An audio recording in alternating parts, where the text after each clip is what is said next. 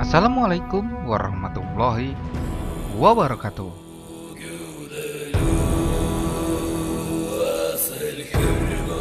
Negeri Eropa merupakan tanah paling subur dalam perkembangan Kristiani.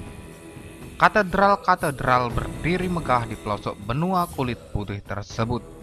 Namun sebenarnya Islam pernah menorehkan peradaban di sana. Pemerintahan Muslim pernah memajukan benua biru tersebut. Penyebaran Islam ke Eropa dimulai dari semenanjung Iberia atau disebut juga Andalusia. Kawasan tersebut saat ini merupakan wilayah Spanyol dan sekitarnya. Banyak peradaban Islam yang dibangun di Spanyol. Sebelum dikalahkan dan kemudian dikuasai Islam, Spanyol dikuasai oleh orang-orang Gotik. Spanyol mengalami berbagai guncangan, kerusakan sosial, kemunduran ekonomi, dan ketidakstabilan sebagai akibat politik, sistem sosial, dan kekuasaan yang rusak. Masyarakat Spanyol terbagi menjadi beberapa tingkat, di mana yang kuat menguasai yang lemah, dan para agamawan menjadi semakin memiliki pengaruh dalam kekuasaan negara. Pada waktu itu Spanyol dipimpin oleh Raja Roderick yang telah merampas kekuasaan dari tangan Raja Gotik sebelumnya bernama Witiza.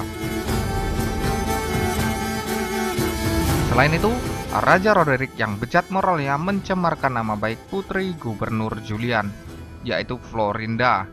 Akibatnya, Gubernur Julian meminta Musa bin Nusair membebaskan Spanyol dari tangan besi Roderick.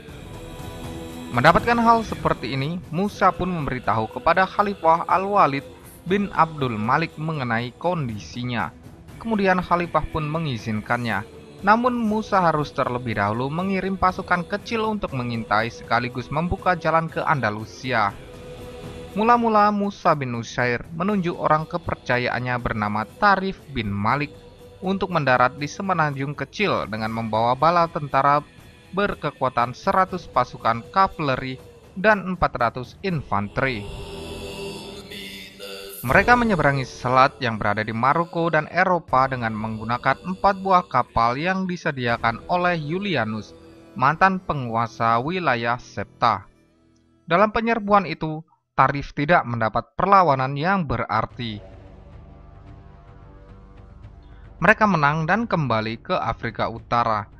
Didorong keberhasilan Tarif Ibnu Malik inilah Musa bin Nusair mengirimkan kembali pasukannya ke Andalusia di bawah pimpinan Tariq bin Ziyad. Dahulu, Tariq adalah budak, tetapi dibebaskan oleh Musa bin Nusair yang merupakan gubernur Afrika Utara yang berada di bawah kekuasaan Bani Umayyah. Musa bin Nusair pun kemudian mengangkatnya sebagai panglima perang Bani Umayyah. Tariq bin Ziyad merupakan salah satu pahlawan Islam yang disegani oleh kawan maupun lawan. Pertempuran demi pertempuran telah ia ikuti, tetapi yang paling fenomenal ialah pertempurannya pada tahun 711 Masehi. Pada saat itu, Tariq adalah panglima perang yang diutus Khalifah untuk menaklukkan Andalusia, atau yang kemudian dikenal dengan Spanyol.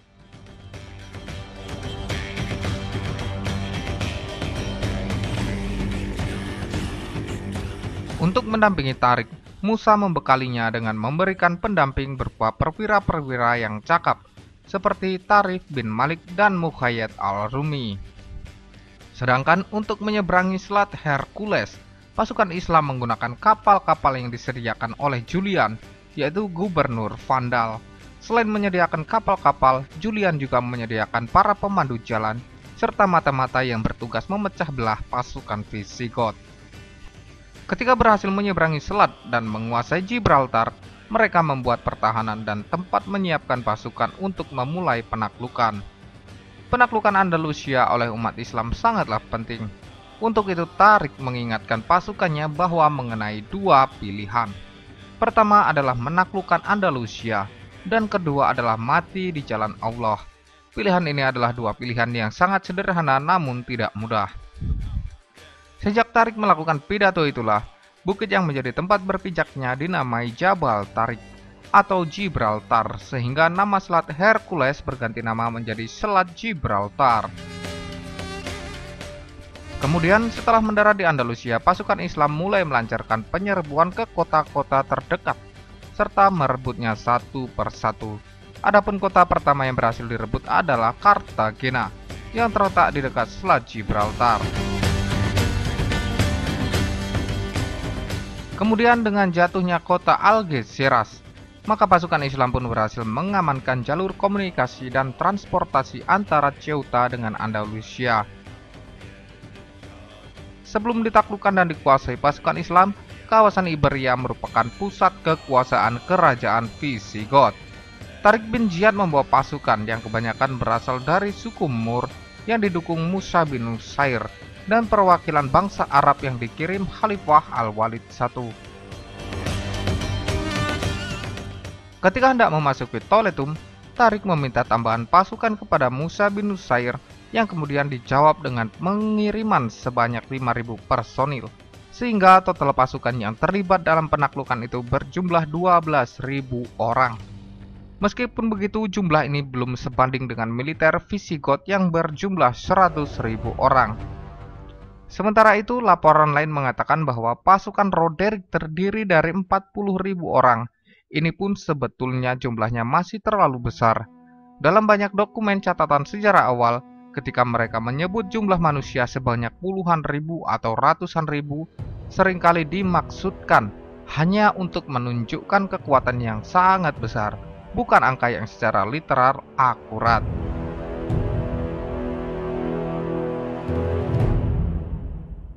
Pada saat Tariq dan pasukannya tiba di Hispania, Roderick dengan terpaksa mengumpulkan pasukan untuk menghadapi serangan suku Berber. Namun Roderick sendiri jauh dari rasa percaya diri. Dia tidak yakin pasukannya solid dan memiliki kesetiaan terhadap dirinya. Di antara seluruh rangkaian peperangan, pertempuran yang paling menentukan adalah pertempuran Guadalete.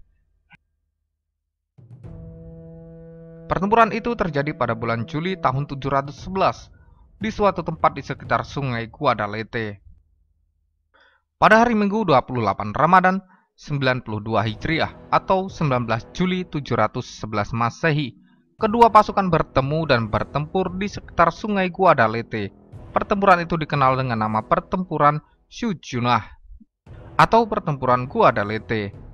Secara detail tidak banyak yang bisa diceritakan tentang pertempuran ini, di luar fakta bahwa itu adalah kekalahan Roderick. Roderick dihianati oleh beberapa saingannya yang juga menginginkan kekuasaan. Pasukan Visigoth kemudian diluluhlantakkan oleh pasukan Berber. Dengan demikian bukan hanya kehidupan Roderick, tetapi juga kerajaan Visigoth di Hispania. Pada pertempuran itu Tariq berhasil membunuh Raja Roderick. Terbunuhnya Raja Roderick membuat pasukan musuh kalang kabut dan kemudian berhasil dikalahkan dengan mudah. Tariq kemudian bergerak menaklukkan Cordoba, Granada, dan Toletum, ibu kota Visigoth. Dalam proses penaklukan Spanyol, terdapat 3 pahlawan Islam yang dapat dikatakan paling berjasa memimpin satuan-satuan pasukan ke sana. Mereka adalah Tarif bin Malik, Tariq bin Ziyad, dan Musa bin Nusair. Namun dari ketiga pahlawan tersebut, nama Tariq bin Ziyad lebih dikenal sebagai penakluk Spanyol. Setelah Spanyol dengan kota-kota pentingnya jatuh ke tangan umat Islam, sejak saat itu secara politik Spanyol berada di bawah kekuasaan Islam. Bagi bangsa Eropa, tentu saja kedatangan Islam melalui Tariq bin Ziyad membawa dampak besar terhadap perkembangan peradaban mereka, sebagaimana tergambar pada kemajuan kota Cordoba. Ini adalah awal kebangkitan modern dan terbitnya matahari yang menerangi kegelapan benua Eropa. Kediktatoran dan hukum rimba berganti dengan norma-norma humanis yang membawa kedamaian.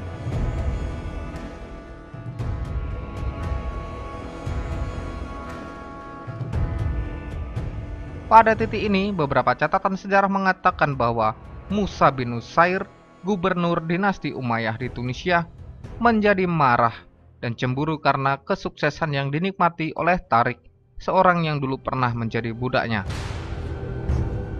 Perlu diketahui, menurut ahli sejarah, sebenarnya tidak ada catatan sejarah manapun yang benar-benar kredibel yang mengatakan bahwa penyerangan Tariq dan suku Berber ke Hispania dilakukan atas perintah Musa bin Nusair. Bagaimanapun ketika penaklukan Hispania sampai ke telinga Khalifah Umayyah, Abdul Malik diam marah dan memerintahkan baik Tariq maupun Musa ke Damaskus untuk menjelaskan apa yang mereka maksud dengan meluncurkan perang yang menurutnya tidak sah ini. Pada masa itu belum ada teknologi komunikasi yang cepat seperti sekarang. Selain itu, sarana transportasi juga masih sangat tradisional.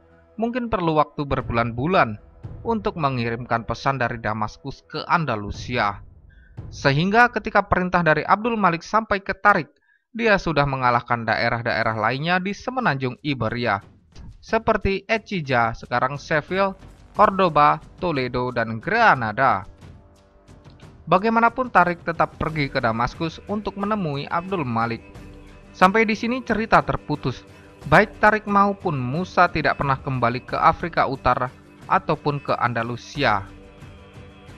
Sumber referensi lain mengatakan bahwa kepemimpinan Tariq di Andalusia digantikan oleh putra Musa. Tariq sendiri setibanya di Damaskus oleh pengadilan dia diputuskan bersalah dan harus menerima hukuman mati. Peradaban Islam dalam lintasan sejarah mengalami pasang surut. Dalam hal ini Islam di Spanyol yang sebelumnya merupakan wilayah terbelakang, namun seketika berubah setelah datangnya pengaruh Islam hingga mencapai masa keemasannya. Namun, sejarah panjang yang telah diukur kaum muslim di Spanyol menuai kemunduran dan kehancuran, sehingga Islam di Spanyol saat ini beserta bukti-bukti peradabannya hanya menjadi saksi bisu belaka. Seperti halnya kerajaan Islam lainnya, hukum sejarah juga berlaku, seperti dalam teori Ibnu Khaldun yang menyatakan masa pertumbuhan yang diiringi dengan masa perkembangan dan masa kegemilangan selalu berakhir dengan masa kemunduran atau bahkan kehancuran.